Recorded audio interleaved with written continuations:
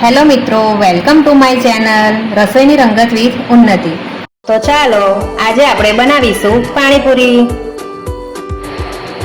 જેના માટે આપણે લઈ લીધું છે 6 નંગ બટાકા, ચણા બાફી લીધા છે, ડુંગળીને નાની નાની કટ કરી દીધી છે, લસણ, ગરમ મસાલો, મરચું, આની અંદર જલજીરા, પુદીનાનો પાવડર અને સંચળ ત્રણને મિક્સ કર્યું છે, મીઠું, લીલા મરચાં, ધાણા, આટલી વસ્તુ આપણે લઈ લીધી છે। આપણે સૌ પ્રથમ આનું પાણી બનાવી દઈશું। આપણે લીલા મરચાં, લસણની 5-7 કળી, ધાણા થોડાક લેવાના છે, થોડાક રહેવા દેવાના છે, થોડુંક લાલ મરચું, અને આ જે આપણે પાણી માટે મસાલો બનાવ્યો છે એને આપણે ખાંડવામાં થોડો લઈ લઈશું। બધી જ વસ્તુને સરસ કચરી લઈશું।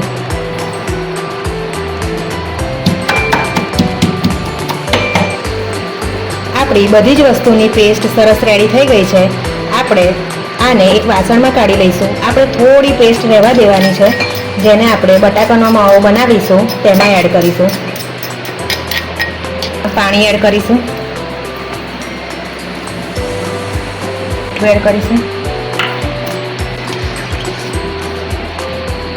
આપણે ફાડ લીંબુનો રસ ઉમેરીશું।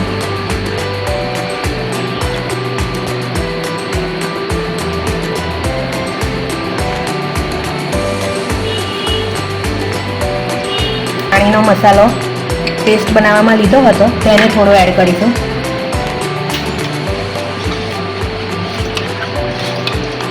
તમારી પાસે જો લીલો ફૂંદીનો હોય તો તમે તેની પેસ્ટ બનાવીને એડ કરી શકો છો, જેનાથી ટેસ્ટ વધારે સારો આવશે।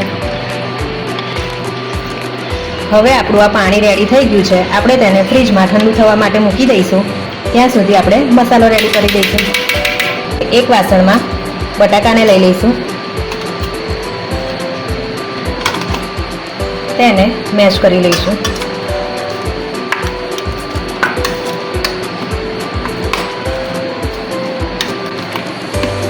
આમાં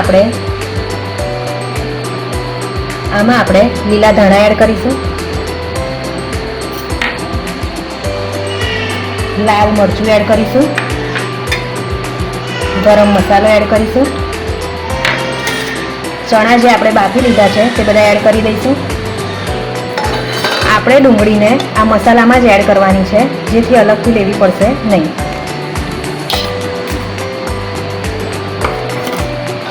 હવે આમાં આપણે જે પાણી બનાવ્યું છે આપણે પાણીપુરી માટેનું તે પાણીને એડ કરીશું, મીઠું એડ કરીશું, બધી જ વસ્તુને સરસ રીતે મિક્સ કરી લઈશું।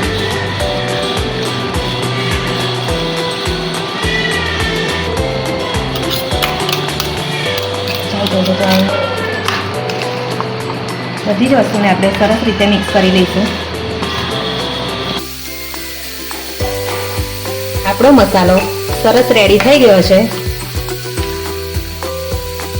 હવે આપણે પૂરીને ભરી લઈશું।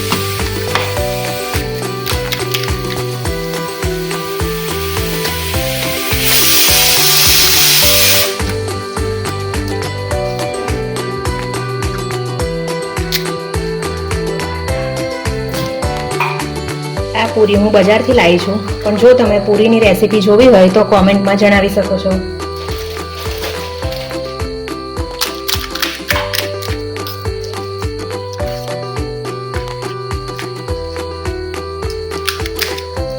આ જ રીતે આપણે બધી જ પૂરીમાં મસાલો ભરી દઈશું।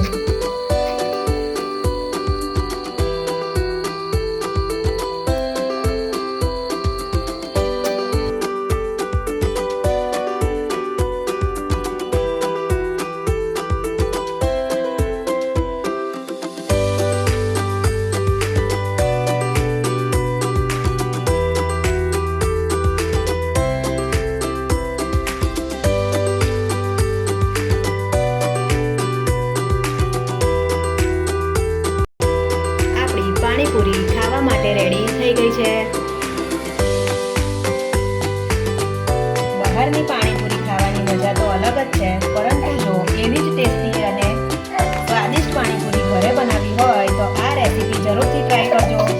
આવીને આવી નવી વાનગી જોવા માટે મારી ચેનલને લાઈક, શેર અને સબસ્ક્રાઇબ કરવા માટે વિનંતી. Thank you for watching.